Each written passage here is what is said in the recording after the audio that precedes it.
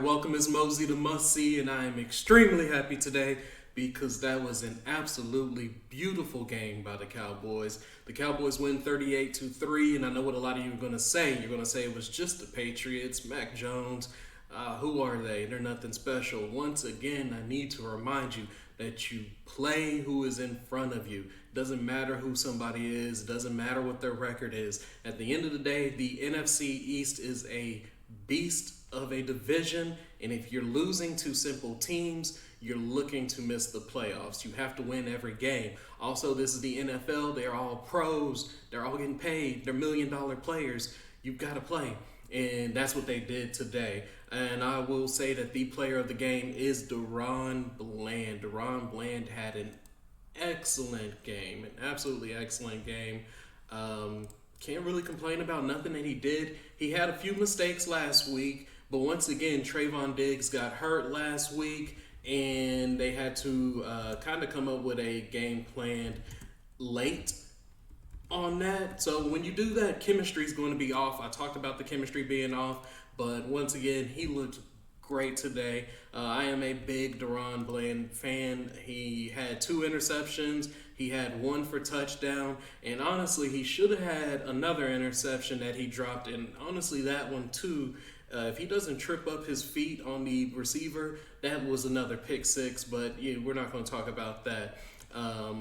Also on that defense, we had a beautiful play by Dante Fowler. He punched the ball out, and Leighton Vander Esch picked that up for a pick. Almost said a pick 6, but he picked that up for a touchdown. So we had 2 defensive touchdowns today, I believe. So Dante Fowler had a sack. Sam Williams had a sack. Micah Parsons did not have a sack, but he was also hurt. We all saw him hobbling around. He twisted his knee. He hurt the ankle. But once again, he's not going to get off the field. Micah Parsons is going to continue to play.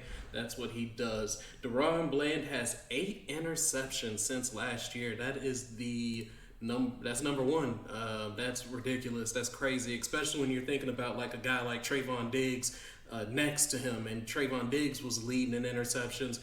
Sucks that we don't have both of them, but it's nice to see that we have 2 guys like that going into the future, and Gilmore was pretty locked down as well. Jerron Kearse almost had an interception as well. He had to kind of jump up and then react to the ball, so it kind of bounced off of him. That's okay, but once again, the defense was absolutely beautiful, and that was nice to see.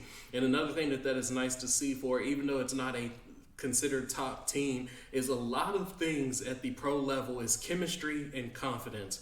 Chemistry and confidence take you a long way. I think people misunderstand the gap of talent between people. It's not that big of a gap between the best team and the worst team, honestly. If you look at it from a non-fan bias or a non-casual bias, it's really small things that make the difference, and chemistry and confidence is huge. So it's nice to see the defense get their confidence back. I was extremely happy to see that. Offense looked great. The red zone still a struggle, but Dak was throwing some really good passes out there. I was very impressed with the bounce back of Dak, but at the same time, we had our offensive line back. And as long as our offensive line is healthy, I have no issues with our offense. Our offense is going to produce regardless if the offensive line is healthy. However, injuries happen. That is part of it. It's next man up. I do like that. I need to learn his name. I even practiced it today and still forgot it, but it's like, you know I'm talking about, the left tackle that was there today, the kid from USC. He actually looks pretty good. So I was very happy to see that. We had our 4 starters in, and then him, because Tyron Smith was out. So that was good. Dak looked good. Pollard was, you know what, I'm gonna be honest, I really don't remember too much about Pollard. He had 11 carries, 47 yards, 4.3, and in the receiving game, I was trying to think, he had 3 catches for 13 yards, so he only produced 60 yards, which isn't much, but like I said, Dak was 28 of 34, 261 yards and a touchdown. And then Kevontae Turpin, that was a nice run that he had. 46 yards. I want to say if they said it was 54 yards, but I don't know if that's because of the fumble, but it went down as 46 yards. But that was a beautiful run he had. But Turpin has got to learn how to hold on to the ball. I see him fumble it quite often. And then one thing that I saw in the fourth quarter that I've been wondering about. So this has been on my mind for a while, and I'm like, okay, when we get into the red zone, we used to have Zeke. Zeke was our big guy. Now, if you remember, I said Lukey. That was the one who I was talking about in the preseason. What is he going to do in the red zone? And we finally got to see him in the red zone, and I can understand now what the problem is. I want to say his footwork to me did not look too spectacular. His footwork was a little bit off. He still scored, but if you go back and you watch that, his footwork is not sharp. And that's something that he needs to work on. I don't know how long that takes to fix and get better. Maybe over the off season he can get that better, and by next year he'll be our red zone guy. I did notice that. But yeah, he is our power guy. He's very athletic, very athletic. So if we can get him to be our new red zone person, I think our red zone gets better. We can't rely on CeeDee Lamb making those impressive catches. I've always preferred a good power back, even though I guess you don't need to be a power back because Christian McCaffrey was going off for the 49ers, and he's not necessarily power. Like when you think of power, you don't think of Christian McCaffrey. You think of him as he is an athlete. He's an amazing athlete. He's a great receiver, great running back. He does it all. He does have power. Like he's strong, but he's not like big bodied strong.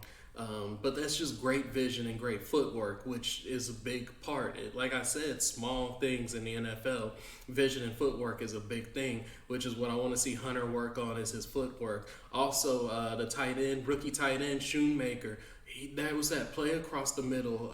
That should have been a touchdown catch. It was a beautiful pass, and then Shoemaker goes up for it, and he does right. He high points it like you would want. He catches it like you would want. He does everything that you want except for bring it in. When he started to turn towards the left, the ball falls out of his hands. He's got to do better at that because he is a big-bodied guy. He's an athlete, and he was older, which is one of the things about him. He was like one of the oldest players in the draft. Outside of kickers and punters, they're 30 years old and in college and stuff like that. That's different. But you want to see him make those catches because that's important. Our tight ends looked better. Ferguson, I was very impressed with. Every time he caught the ball, he was running with power. He was kind of moving. You were seeing, I've been saying that the tight ends have been getting better. And then McEwen, he just got activated and makes a great play. I love to see hustle, and that's what he had. He had great hustle on that play because Turpin gets the ball punched out, and if you look, there's a bunch of Patriot players waiting to jump on that. That's a lost possession, but McEwen sat there and chased Turpin, which some people might be like, oh, that's for no reason. You know, Kavontae Turpin's 4.2 speed, and McEwen is 4.7, 4.6 speed. He's not fast, but he runs the whole entire time with Turpin, and it made up for it. I've also noticed our linemen do that before, so that is one thing that the Cowboys have been doing. They've been hustling, things like that, and that goes into your mental mindset, which is that confidence, things like that. You know, when you're mentally off and your team's just off, you mess up on small plays like that, and small plays cost you the games. So yes, against a team like the Patriots, I want to see that from my team. I want to see my team do things differently. We also got to see Deuce Vaughn, quite a bit of him actually, and I was happy to see that. You can see that yes, Deuce needs to develop still, and that's why he's not getting a bunch of play time. But at the same time, I was very happy with him getting the experience and getting out on the field. You can't expect him to be a beast. And then Mozzie, I'm gonna be honest, I didn't even notice Mozzie if he was on the field or not. If you told me Mozzie missed the game, I would just accept it. I can't really even think of a play. Matter of fact, did he play? I'm not sure. I don't know what's going on with that one, but like I said, if you look at my scouting video on him, I told a lot of people that Mozzie Smith was not like ready, even though I did say that the Cowboys need to draft him. And I was a big fan of Mozzie, still am a big fan of Mozzie, but at the same time, he's not ready. In the video, I said he's not sudden, he's not quick off the snap, and I'm seeing that in games. You know, when the ball gets snapped, he's the last one moving. But that's something that I feel he can develop because it's a mental thing as well as a just him working on his footwork. So I'm not really too worried about Mozzie Smith this year. Yes, him getting those reps in is good, but at the same time, I'm not worried about him this year. I like that he gets reps in because it helps him with the experience and seeing things. But I want to see how he develops as a player. And under Dan Quinn, I believe that is very possible because Quinn is developing that defense to be crazy. That defense is very impressive, even with some of the key injuries that we have. So that's about everything. Oh, the kicker. I'm very happy with our kicker. He is hitting everything. I drafted him. If you watch my fantasy draft videos, I went ahead and drafted him in all my teams. I was like, I'm just draft the Cowboys kicker because I don't pay attention to kickers like that. You know, we all know the big names. We know Tucker. We all know. We know Younghoku, Fairbath, Elliott. We know the kickers' names. Zerline is still kicking. We know the kickers, but I don't pay attention to stats on kickers like that to know who's going to get me fantasy points. So I drafted Cowboys kicker in all my leagues, and he has paid off. He has paid off so much, especially with the Cowboys having red zone issues, but he's been paying off like no other. That's about everything I have. Let me know what you thought about the game. Like, comment, share, subscribe. I'm out.